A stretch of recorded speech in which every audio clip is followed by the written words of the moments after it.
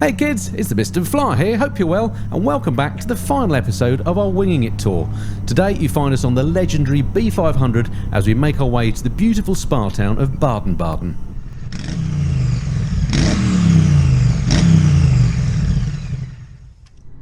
So this is the problem with riding around here now, is that like this little town here, it's got a 30 kilometers an hour speed limit, and they come on you quite quickly, so you could be riding a really nice bit of road and then suddenly you're into a 30k speed limit, so 20 miles an hour. And people seem to abide by it, as you can see by these cars ahead of me. So a lot of people before we came said it kind of stops your fun, and I could understand that. Right, well we've just turned off where everybody else seems to be turning off to join up with the B500, and this is also obviously a very popular road through the Black Forest. It is rather lovely. There's a lake up here I think, so let's see if we get a bit of a view of this. Not that we haven't done good lakes on this trip, but you know, more bikes parked up, always a good sign. Look at that, very nice. Hi guys, obviously a popular spot. Apologies if you can hear a German lady talking, by the way. I've once again got RDS breakthrough, and I'm getting quite a lot of traffic reports as I'm riding along in the headset, and I don't know if the microphone's picking them up or not. But I have to say it's very distracting when you're trying to make a YouTube video.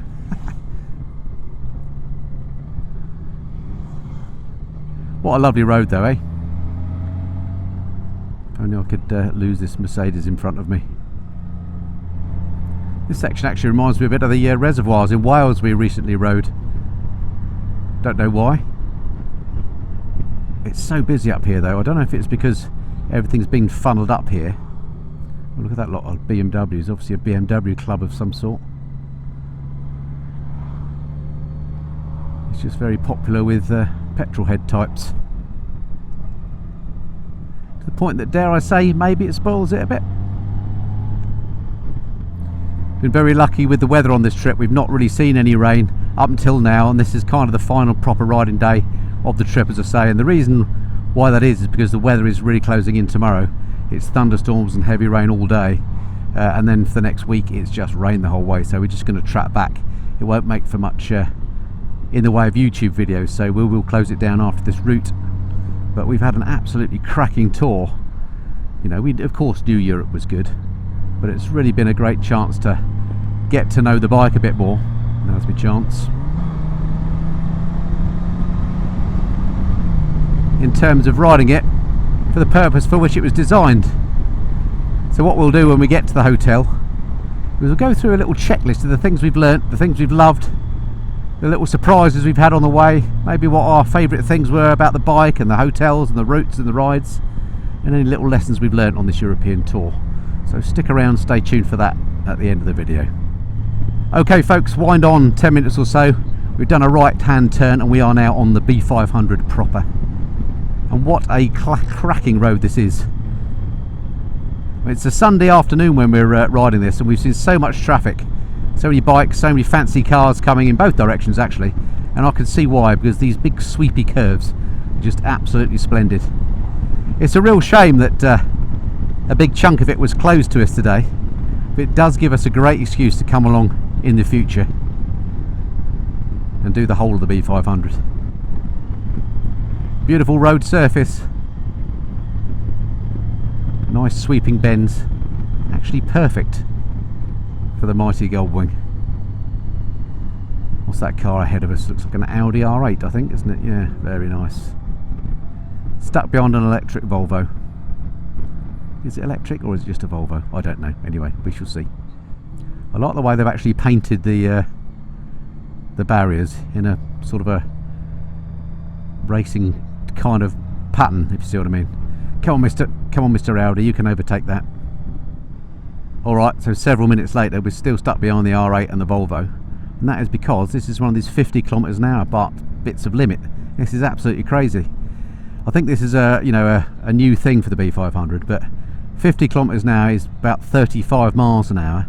Look at this absolutely amazing road, all these fancy racing style barriers, and we can't actually get any sort of a fun ride out of it. So I concur with all those people that said the B500 isn't what it used to be.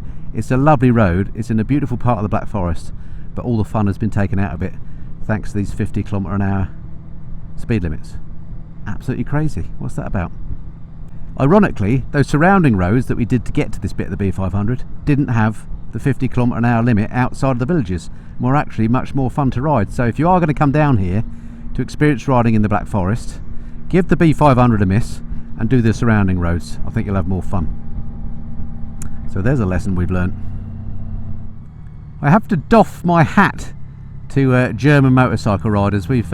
As we've been coming down this bit of the B500, which has been lovely, albeit that speed limit is a bit frustrating. As we've come down, we've had quite a lot of people hook up on the mesh comms, and everyone's been so friendly. We were just taking some pictures for a thumbnail there, and stopped on the side of the road, and a guy on a sports bike came herring around, then asked if we were okay, and was just checking that we're having a good time. How nice is that? Would that happen in Blighty, I wonder? Not only that, he was clearly German and his English was absolutely impeccable. Right, so we're almost at Baden-Baden now, I think. So time to find our hotel. And then we'll do a bit of a summing up of the tour. Some of the things we've learnt, some of the things that have surprised us, and what have you. Okay folks, so welcome to Baden-Baden. The final stop on our journey, well not quite the final stop, it's just that the weather forecast, which has dictated most of what we've done on this Winging It tour, is pretty rubbish for the next few days. We can't find anywhere in Europe that's within doable distance from here that isn't chucking it down with rain. So we're just going to black back from here. Going to take us a couple of days, but no filming done. So as far as we're concerned, sadly, end of the tour. Yeah, very sad. Really enjoyed it. It's been great fun. So we thought we'd give you a little bit of a summing up of some of the things we've learnt during the tour, some of the things about the trip itself, packing, bikes, that sort of thing. So ready for a bit of that? Good. Right, I've made a few notes on my phone here. So first thing was, what in your view was the best ride? Difficult one. I particularly liked the Gotthard. No, Gotthard Pass. The yeah. Gotthard Pass, Yep. over the top, Yep. and then down towards Lucerne and the lake and the snow-covered mountains around it. I just found that jaw-dropping, personally. And the other bit I found incredible was we left. Was it Briançon? Yeah, could have been. Briançon, And we're on these minor roads because there was a diversion. We were up in the mountains and there was nobody else around, and we were going around these really tight bends, and I just thought it was wonderful. Really, lots of hairpins and bends. Yeah, we did lots of great routes actually, didn't we? In fact, none of them were duff really. No, none we had of a them few were. bits were a bit schleppy with motorways that we cut out of the videos, but for me, my favourite one was definitely, I think, the Gorge de Verdun. Yeah, that was stunning. Amazing. That was brilliant. Just something about it. Just something about going through those rock bits where the rock overhung and all that. It looked absolutely great. So I really enjoyed that. So if you're coming down this way, do the Gotthard Pass, do the Gorge de Verdun, and you won't be disappointed. All right, moving on. Next thing I said here. Oh, I've got here favourite country. I only put that in because during the video I did mention that Italy was one of our favourite European countries. Yes, it is. But I think it still is the case, isn't it? It is still the case. But actually, I'd love to explore more of Switzerland. I've never thought about really travelling through it because it is expensive, and I suppose you have to cut your cloth accordingly. But I just thought, again, Lake Lucerne and the mountains were stunning, so I'd love to do more of that. Yeah, Switzerland was great. So Switzerland's become one of our new favourite European countries for sure. Yeah. Okay, moving on then, bike. We call it the Winging It tour because it was unplanned, plus, of course, we were on the Goldwing. So I want to just talk a little bit about the bike. Have you got any comments about the bike? I've got plenty to say. But Well, just to add in before that, we had a trip planned and it was all booked, hotels were cancelable. And then the weather, before we were going to set off, the weather deteriorated across Europe where we were going to such an extent that we had to just change where we were going and go places we didn't anticipate. So that's why it became the Winging It tour. So it wasn't that it wasn't planned, it's just, it completely changed. We had to change our plans. It completely changed. So we headed south into France, which wasn't on our agenda at all, and then headed up through the Alps. So sorry, just to put you straight. So anyway, bike. Anyway, the bike. Yes, we all know it's comfortable. All the reviews, it is very comfortable on the back in my little heated armchair. Yes, we all know that it can cruise and munch up the miles. Yes, it did that. It was quite agile. I don't know if that's the right word. Round all these hairpins and corners, you know, and that bike leans over a long way. You know, yes, I've just. I mean, amazing, I wouldn't say it was particularly agile because it's a big, heavy bike with a long wheelbase and it's very raked out. But the point is, we did do some pretty tight hairpins and stuff. Yeah. There's nothing it can't do in terms of getting around tight spaces and things like that. So, yes. So it's good in that respect, isn't it? And for me, I think it takes long trips, you know, basically living off the bike for a couple of weeks as we have done here to really get to know a bike. And it's the first time I've done that since I've been a Goldwing owner in the last 4 years since we had our first one. So I've really gelled with the bike on this trip, and I've really sort of learned to love it. And for me, some of the standout things, as well as of course the things that Carol said around comfort and all the rest of it, you kind of take those as read. One of the things that I found was particularly nice was the suspension. I mean, it wafts along, doesn't it? The roads here are great anyway, but it was just a very comfortable ride from a suspension point of view.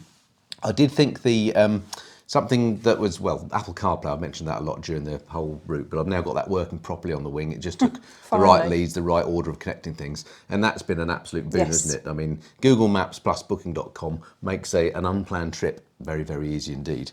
So that was great. And then the other little thing, which was more useful than you would think, is just the adjustable windscreen on it. I've been moving that windscreen up and down because of filming and because we'll be riding on fast roads and you just want to get the wind blast out of your face and stuff. Excuse me. And I just found the adjustable windscreen, the ease of doing it with the button, really, really useful. So just to say, the top box as well is like a cavern, isn't it? Yeah, it's good. If you pack it well. So although we did the bit of packing video, you know, and it's all in soft pouches for us. Andy leaves me to physically put it on the bike because he knows that I don't pack light, and if I can't get it on the bike, I get his stuff on. You know, if I've got too much and I can't pack it, then it has to get binned. But it is a top box is a cavern to the point that we actually I call it the boot, because it is like a boot. You can get a lot of stuff in there. I'm not saying you should pack it to capacity, but when you've got to carry, you know, your wets over your jeans and stuff, which we will need going back. Which we will need going back. There is room for it, so that was great. Yeah. So packing actually worked out all right, didn't it? Yeah. I mean, we did that little insert at the beginning of the series, and actually we didn't pack really too much. I could have maybe done one less of these rucker shirts actually, because I've ended up with those clean. We've been quite fortunate. It hasn't been really hot. It's just been, if the good weather's been low 20s, so you know, you can. Yeah, we haven't been like sweating buckets or anything. Yeah, so you just can wear stuff and wear it and keep wearing it when it's a technical fabric. Next thing I've got down here, length of riding each day. That is something that's very important to me. I don't know if I've mentioned I've got a dicky shoulder. So when does he not mention it? So for me, it's very easy to overdo it in a day. So I've been kind of protecting that a bit. So we've been doing about 150 miles a day, which doesn't sound like a lot, but in these twisty roads that we've been riding, it actually takes a long time. We've been on the bike, including stops. We stopped maybe for like an hour and a half or so. We've been on the bike for 6 or 7 hours a day, haven't we? To do 150 miles. Yeah. And would you say that was about right, or? Yes, yeah. And then when we initially travelled down into France, we had 2 long days going down into France, but that was auto route and just black down. But if you're planning a trip like this and you're doing the scenic routes, forget the motorway stuff, you can do more miles a day, but on the days when you're actually doing the bike trip proper, I wouldn't plan over 150 miles a day. It becomes too much of an endurance thing, doesn't it? Yeah. What do you think about the planned versus unplanned thing? I personally have loved the winging it nature, and I'm all for changing it as you go, depending on weather and how you feel, etc. Where do you stand on that? Well, I'm a bit of a planner. So I've found it quite liberating, really, but we had to. So once you get your mind's head around that, it's fine. But I think if we were going earlier in the summer like we'd anticipated, and you know, you think, well, actually the weather is going to be better, then I think we would have done the planned tour and done the route that we intended, so that we could stay where we want to. Because what the issue we had was that we were looking, okay, we're going to go here because we can do that route, but then we were down to, well, actually there's 2 hotels or 3 hotels with parking. And the other thing to mention, I guess, is, of course, if you are going to do it in the height of summer, we've done this at the end, you know, after school holidays and stuff. In fact, it's autumn now. Then you're going to find it harder to get hotels. So if you and they'll be more expensive, of course, as well, which we noticed that, you know, they're much more expensive during the height of summer. Yes. And they're quite expensive anyway in Europe. Yeah. And of course, if you're doing it as a group, if there's a group of your mates doing this, if there's like 5 of you all with bikes, then parking might become an issue, and finding availability of a hotel as well. So then you would want to plan it in advance, is what I'm saying. Yeah. But that's obvious. Yeah, I guess so. But overall, I've really enjoyed the unplanned nature. We had a great time, haven't we? Yes, I mean, on this trip, I never thought I would be going to, well, we didn't go into Lucerne, we went to Lake Lucerne, because Lucerne, the cost of it was just like stratospheric. Great, but expensive. So we thought, oh, actually, we'll go down the lake. And it was still stunning, quite pricey, but it was absolutely stunning. Yeah. So I'm just so glad. It was just beautiful. It's been a great lake, trip. Mountains, snow on the top. Thoroughly enjoyed it, so I hope we've given you a bit of a flavour for what it's like to tour on the wing. We've had a great time. Yes. We'll be along with another tour at some point soon. I don't know where, don't know when. I might send him out on his own to do a few little days away on his own. Yeah. But yeah, hope you enjoyed that, and we look forward to speaking to you again soon. Until then, this has been the Missing and Flyers. Cheerio. I don't wait for tomorrow sunshine.